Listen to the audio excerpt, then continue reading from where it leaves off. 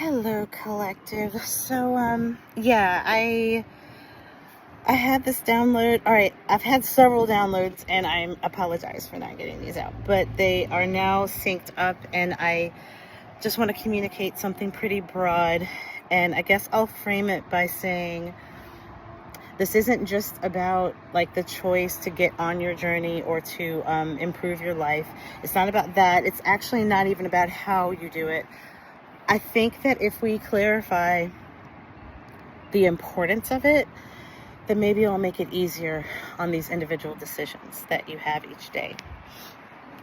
So, you're going to have to suspend belief a little bit, because I want to get past your conditioning, and I want to get past the particular religion that you're tied to. And I will be very open. I was baptized, I guess you would call it Southern Baptist, St. James Baptist Church, Richmond, Virginia. I was baptized there, so I consider myself a Christian because that is my whole entire family here in the United States. I cannot speak to, the ancestors and going back in all cases. But yeah, so I have this base belief system that is very deep with me. And then as I continue to grow as a person, and I'm only talking about this life, as I continue to grow as a person, I started to question my own religion, because I had something happen, and I will share it actually, because I just think this will be karma cleansing. Lord have mercy. So when I was a teenager, I don't exactly know when, but I feel like 15-ish, somewhere in there, maybe older. I don't think I was driving, but anyway, when I was a teenager, and I've already mentioned the name of the church, so we don't need to do that again. I had this experience. They had Vacation Bible School, and my best friend at the time was pretty much heading it up, I believe, and she was so excited about it. She was so happy about it, and she was very deep in her faith too. Her and her mother, very deep in the faith. And so, in spending the night at her house and stuff, I saw how much work she put into it, and I saw her excitement building to that point where, tomorrow we're going to start Vacation Bible School. And so of course I went, but we also brought at least one friend. I question about the other one, because it's a memory that I partially blocked because it was painful, and then I bring it forward, and I have most of it now. I have a lot of it anyway, but there were some elements, I could tell I was blocking. But so this we go to Vacation Bible School, and everybody that's going to be there, they're there, and they wanted us to paint this mural. And so, and I guess I'll also preface it by, I am a lifelong Grateful Dead fan. So yeah, I was a little counterculture in the first place. I was a little different from my family, like for real, in most every way, but they love me. So yeah, long and short of it, we painted some symbols of what we thought was representative of God's love. And that was a peace sign, and a heart, obviously, for love, a smiley face for happiness, peace, love, and happiness. And I remember my boyfriend at the time, John, he painted this beautiful white dove. And so that was our contribution to the mural. And we were literally happy and kind of celebrating, being done, and looking at what we did. And we did it together even. And the response to it was the pastor and one other lady who is actually a family member. They basically, and I saw them talking, and then they came over to us and said some things. And at that moment, my brain shifted, because I knew the vibration was wrong. And long and short of it, our contribution on the mural got painted over. And let me tell you, to that teenager, and her name is Chakra, that is when I decided I must leave that church. Mom, you're not going to make me go. In reality, what was it? claim of sovereignty, because I already had a very close relationship with God that was fostered through my family, my bloodline, especially my great-grandmother. And I knew what God's love was, and I knew where his heart was, because it is in me. Like, I'm wired this way. If I'm in God's image, then that means that how I feel love, that's how God feels love, only deeper, bigger, because, I'm a piece, right? There are certain things that humans should do to coexist, and that is to understand, to seek to understand, right? And to not judge. That's a huge one. Churches get that wrong all the time. But, not judge. And to treat people the way you want to be treated. I mean, there's so many things that one can do to live a life that they can be proud of. But, these are some core elements. And at that moment, in the walls of the church, I mean, I just told you, So yeah, that changed things for me. Did not disrupt my relationship with God. Oh, no. It just told me that I am in a place that's not safe. Granted, it's a family church. Just a couple families made the church, and then, generations and blah, blah, blah, Southern Baptist, Richmond, Virginia, I mean, it's deep. I'm not going to get into the colonial heritage of the area and colonization and all that. I'm not going to do it. Not today. But so that's where I was. And when I realized that the external safety was a veil and could be disrupted, could be broken, I decided to get even closer to God, even closer, because what happened to me happens to a lot of people in different ways, and it is not right, and it makes you question a whole faith. No, when I started to question and look around at other faiths, I can't say that I converted to anything. No, I just understood them, but I also understood mine in them, and that every time I studied another faith, it affirmed the other ones that already existed, and every time I went deeper and had questions, I would get them answered, not within one, but when I look at the whole. And then I think about God, and I'm just like, that is how you would orchestrate that, wouldn't it be? Yeah, you would break it up to pull us back together, because unity, right? Okay. And that's when I decided that I have the freedom to choose my faith. And I didn't choose to change it. I didn't have a need to. For whatever reason, in my case, I didn't feel like I needed to change faith to find myself or, be connected to God in a very pure way. I didn't feel like I needed that. And so I go on and I live, and I get closer to nature, I get closer to natural things, and I just keep seeing how when I do those things, I evolve. Things happen.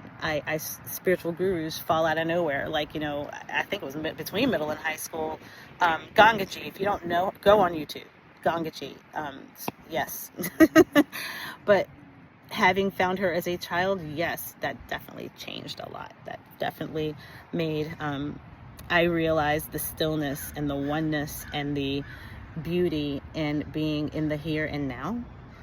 And that everything's okay, because we don't judge. Everything's experience. Yeah, so going forward and looking at things now, there are just certain things that are very, very clear to me, and certain truths that just can cut through things. And that is, as a human, your job, your joy, your purpose, it's to experience. Experience is where you learn, and you end up having, basically tests or rewards. Once you figure things out, you're rewarded, and you move on to the next, and that's the cycle. You can call it karma, you can call it trauma loops, you can call it lessons. It doesn't matter what you call it. This energy cycles until you've gotten everything out of it, and then when you can't consume any more of that energy because you have become that piece that needed to be satisfied, then it stops and you move. There's something else. And these things don't happen one at a time. Timelines is sped up, you know. They don't happen one at a time. You have a variety of things that will happen in parallel. Some that you would want to call good, some that you would want to call bad, but experiences. And when you remove the adjectives, when you remove the good, bad, right, wrong, positive, negative, light, dark, like when you remove the adjectives and you go, what is the noun verbing? That's what's happening. That is the experience. To have a pure experience, you must remove the adjectives and put in your intuition. For real. That's why these elements of journey are so important. That's why one would want to understand chakra alignment and what are chakras? What are they? You know, do I care about them if I'm not Hindu? You know, it's like, okay, if they gifted us a modality and a way of healing that makes sense, maybe accept that gift. You know, it helps to get perspective outside of things you understand. And you can come to really dig into concepts that seemed mystical or seemed hard to understand. And because you are opening yourself up to have more experiences, you have different ways that information can seep in here and connect. And that's the gem. That's the blessing, you know, when it connects and now you can use it. I mean, words fly everywhere, but only the ones that connect can be used. So, and I honestly, I share all of this very candidly, very openly. I know my family be looking at my stuff. It's okay though, because it's experience. And actually it's my experience and I'm sharing it. So, yeah. If you take nothing else from this over 12 minutes, I'm so sorry. If you take nothing else from this, it is that if you stop being afraid of judging or coloring even the thoughts that go in your mind, stop coloring the experience and simply have one. You will not feel stuck in a faith that doesn't fit. But you also could find that you dig in and learn more about that said faith, and now that you understand it, that you find you fit, you know? I've talked to people across the faiths, and I mean, this is a very personal thing.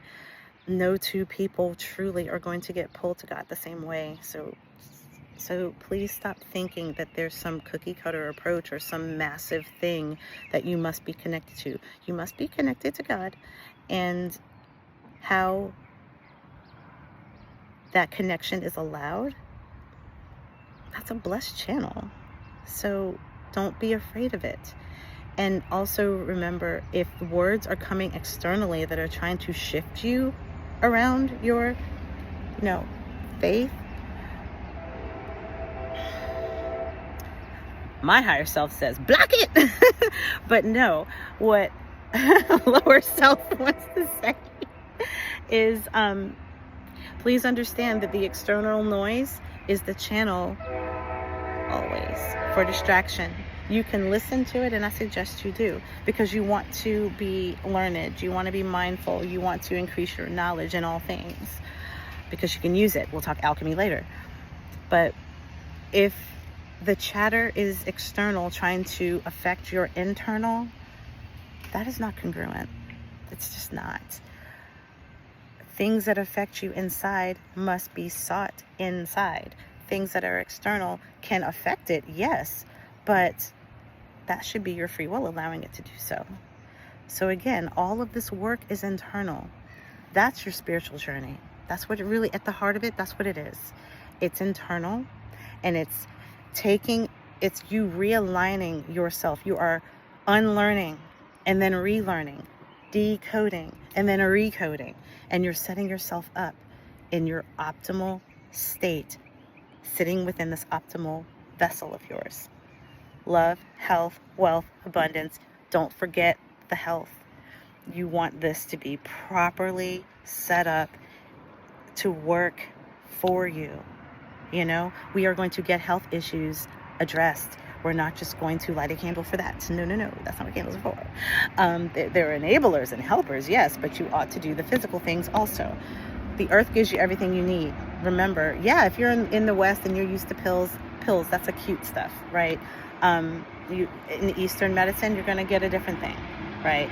And so you may need to put those together until you can get your body in that state of homeostasis. And if that can happen in this lifetime, then yeah, you could move yourself into a natural state of how you are dealing with your body. I'm trying to be very careful with this verbiage, but you know, it just, divine will, divine timing, all of that is a factor. But in you striving to live in a way that's connected to these elements, you know, you're addressing, you know, your chakras. Chakra healing is a thing. Living by the moon is a thing. How you are actually, where you were with the alignment of the planets, and because you're a part of this universe. When your spec was placed to actually animate and physically be on this planet, what all was going on?